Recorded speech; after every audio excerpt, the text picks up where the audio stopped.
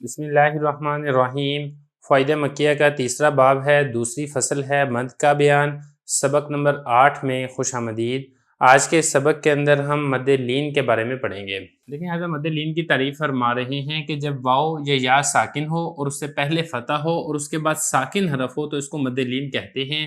اور اس میں کسر، توسط اور طول تینوں جائز ہیں۔ اس کی کچھ مثالیں دیکھ لیں تاکہ بات سمجھنی آسان ہو جائے۔ جیسے کہ یہاں پہ دیکھیں نا، حولین، یہ دیکھیں یا ساکن ہے اور اس سے پہلے فتح ہے، اور اس کے بعد یا کے بعد جو آگے والا حرف ہے نون، یہ بھی ساکن ہے۔ اسی طریقے سے ایک اور اس کی مثال دیکھ لیں، جیسا کہ والصیف، یا ساکن ہے، اس سے پہلے فتح ہے اور اس کے بعد آگے یا کے بعد آگے والا حرف یہ بھی ساکن ہے۔ یہاں پر جو سکون ہے یہ وقف کرنے کی وجہ سے آ رہا ہے۔ اسی طریقے سے یہ دیکھیں ایک اور مثال ہے، شفتین، یہ دیکھیں یا ساکن، اس سے پہلے فتح، اس کے بعد آگے نون ساکن ہے۔ یا اسی طریقے کی ساری مثالیں یا کی تھی۔ اب واؤ کی مثال دیکھ لیں،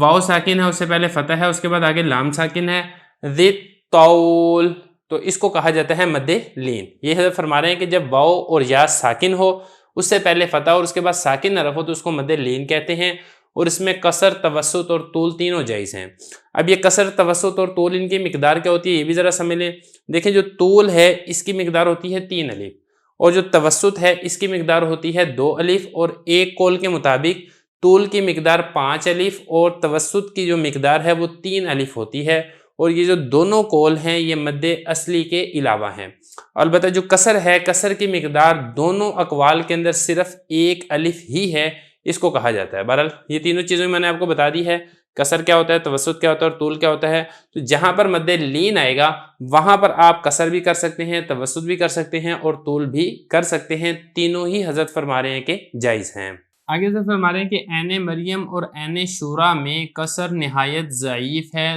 طول اولا ہے۔ اب یہاں پہ سمجھنے کی بات یہ کہ عین مریم سے کیا مراد ہے اور عین شورا سے کیا مراد ہے۔ دیکھیں عین مریم سے مراد ہے کہ جو سورہ مریم کے شروع کے اندر حروف مقطعات آتے ہیں نا، کاف، ہا، یا، عین، صاد، یہ جو عین ہے اس کو کہا جا رہا ہے عین مریم۔ اور اسی طریقے سے عین شورا، یہاں پر بھی جو سورہ شورا کے شروع کے اندر آتا ہے نا، حامیم، عین، سین، قاف، یہاں پہ لکھ بھی دیتا ہوں تاکہ بات سمجھنی آسان ہو جائے،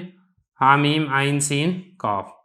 یہاں پر دیکھیں یہ جو ہے یہ عین مریم ہے اور یہ عین شورا ہے، اس کے اندر کسر نہایت ضعیف ہے۔ مطلب یہ کہ آپ اس کو صرف 1 الف کے برابر لمبا کرتے ہیں تو یہ ضعیف ہے، اور اس کے اندر بہتر اور اولا کیا ہے، وہ ہے طول ہے، یعنی آپ اس کو لمبا کر کے پڑھیں۔ ایک قول کے مطابق طول کی مقدار جیسا کہ میں آپ کو بتا چکا ہوں 5 الف ہے، اور دوسرے قول کے مطابق طول کی مقدار 3 الف ہے، تو اب اس کو لمبا کر کے پڑھتے ہیں تو یہ اصلی ہے اور یہ بہتر ہے۔ اس کے بعد اب آگے حضرت فائدہ ذکر فرما رہے ہیں۔ دیکھیں پہلا فائدہ یہ ہے کہ سورہ آل عمران میں جو آتا ہے نا، الف لام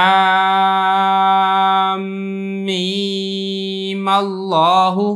اس میں ایک تو ہے وصل کی حالت اور ایک ہے اس میں وقف کی حالت۔ تو یہ بتا رہے ہیں کہ جو وصل کی حالت ہے اس میں میم ساکن اجتماع ساکنین علی غیر حدیہ کی وجہ سے مفتوح پڑی جائے گی۔ دیکھیں جو الف لام میم اللہ جو سورہ آل عمران کے شروع میں آتا ہے، حالت وصل میں مد کے مقدار کے بارے میں ارشاد فرما رہے ہیں کہ اصل میں یہ جو میم ہے نا، یہ جو الف لام میم کی جو میم ہے یہ میم ساکن ہے، لہذا یہاں پر جو مد ہے یہ مد لازم حرفی مخفف ہے، لہذا آپ نے اس کو طول کر کے یعنی لمبا کر کے آپ نے اس کو پڑھنا ہے۔ اور اس کو جو وصل کی حالت میں جو میم کو ہم فتح دیتے ہیں وہ فتح اس لیے دے رہے ہیں کہ یہاں پر میم اور لام ان کے درمیان اجتماع ساکنین علی غیر حدہ ہی ہو رہا ہے، کیونکہ یہ جو لفظ اللہ کا جو الف ہے یعنی جو حمزہ ہے یہ تو درمیان میں آنے کی وجہ سے حمزہ وصلی ہے، وہ درمیان میں آئے تو پھر وہ گر جاتا ہے، تو اس وجہ سے یہ گر جائے گا، یہ پڑھنے کے اندر نہیں آئے گا۔ تو یہاں پر اب یہ ہوگا کہ میم اور لام کے درمیان اجتماع ساکنین علی غیر حدہ ہی ہوا، جس کی وجہ سے ہم نے جو میم تھا اس کو میم کو ہم نے فتح دے دیا۔ تو اور رہی بات یہاں پر یہ کہ میم میں طول کیوں کیا جائے گا، تو دیکھیں میم میں طول اس لیے ہے کیونکہ اصل میں جو میم ہے وہ میم ساکن ہے۔ تو ذرا اس کو دیکھ لیں، یہ فرما رہے ہیں کہ جو الف لام میم اللہ وصل کی حالت میں میم ساکن، اس میں اجتماع ساکنین علی غیر حدہ ہوگا۔ اجتماع ساکنین علی حدہ، غیر حدہ کیا ہوتا ہے یہ ہم نے اسی تیسری باب کے اندر بڑے تفصیل سے بتا چکے ہیں، آپ شروع کے سبق دیکھ لیں گے اس تیسرے باب کے تو آپ کو صحیح سے سمجھ آ جائے گا۔ فرمانے اجتماع ساکنین علی غیر حدہ کی وجہ سے جو میم ہے اس کے اوپر فتح پڑا جائے گا، اور لفظ اللہ کا جو حمزہ ہے یہ نہیں پڑھا جائے گا۔ کیوں نہیں پڑھا جائے گا وہ میں آپ کو بتا چکا ہوں، درمیانے کلام میں آنے کی وجہ سے وہ حمزہ گر جائے گا۔ اور میم میں چونکہ مد لازم ہے اس وجہ سے وصل میں طول اور کسر دونوں جائز ہیں۔ جو میں نے آپ کو طول کے بارے میں بتا چکا ہوں، طول کیوں کیا جائے گا، آپ کسر کے بارے میں بھی سمجھ لیں۔ دیکھیں کسر یہاں پر اس لیے کیا جائے گا کہ میم کے اندر اصل تو یہ تھا کہ وہ ساکن ہے اور مد لازم حرفی مخفف ہونے کی وجہ سے اس میں آپ نے طول کرنا تھا، لیکن چونکہ اجتماعی ساکنین والے قاعدے کے تحت آپ نے میم کو حرکت دے دی ہے تو اس وجہ سے اس کے اوپر عارضی حرکت آ گئی ہے، اور حرکت آنے کی وجہ سے جو سکون تھا اور مد تھا وہ ختم ہو چکا ہے، اس لیے اگر آپ اس کے اوپر کسر کرنا چاہتے ہیں تو کسر بھی کیا جا سکتا ہے۔ تو یہ حضرت فرما رہے ہیں کہ اگر آپ طول کرتے ہیں تو مد لازم حرفی مخفف ہونے کی وجہ سے طول بھی کیا جا سکتا ہے، اور اگر آپ کسر کرتے ہیں تو میم کے اوپر چونکہ فتح آ چکا ہے تو لہذا آپ یہاں پر کسر بھی کر سکتے ہیں، یعنی ایک الف کے برابر بھی اس کو لمبا کر کے پڑھ سکتے ہیں۔ لیکن جو دوسری فصل ہے اس کا آخری فائدہ حضرت ذکر فرما رہے ہیں کہ حرف مدہ جب موقوف ہو، یعنی حرف مدہ پر جب آپ وقف کریں تو آپ نے اس بات کا خیال رکھنا ہے کہ ایک الف سے زیادہ آپ نے لمبا نہیں کرنا ہے، اور اسی طریقے سے جب حرف مدہ کے بعد ہا یا حمزہ زائدہ نہیں ہے تو پھر آپ نے اس کی جو ادائیگی کرنی ہے، ادائیگی میں آپ نے اس چیز کا خاص خیال رکھنا ہے کہ ادائیگی کے اندر جو ہا کا اضافہ نہ ہو جائے یا ایک اضافی حمزہ آپ نہ پڑھ لیں۔ جیسا کہ اب یہ مثال ہے نا، قولو، اب ایک الف کے برابر آپ نے اس کو لمبا کرنا ہے، اب جناب اس کو ایسے نہیں کرنا قولو تو یہ غلط ہو جائے گا، یا اسی طریقے سے فی، ایک الف کے برابر لمبا کریں گے پھر ٹھیک ہے، اگر آپ زیادہ لمبا کر دیں گے فی یا مالا تو اس طریقے سے کرنے سے یہ غلط ہو جائے گا۔ یا اسی طریقے سے آپ کچھ اور مثالیں دیکھ لیں، وَضُحَاهَا، اب آخر میں آپ نے ہا پڑھنا ہے، اس کے بعد آپ نے حمزہ کا اضافہ نہیں کرنا۔ یہ اسی طریقے سے یہاں پر بھی ہے نا تلاہا،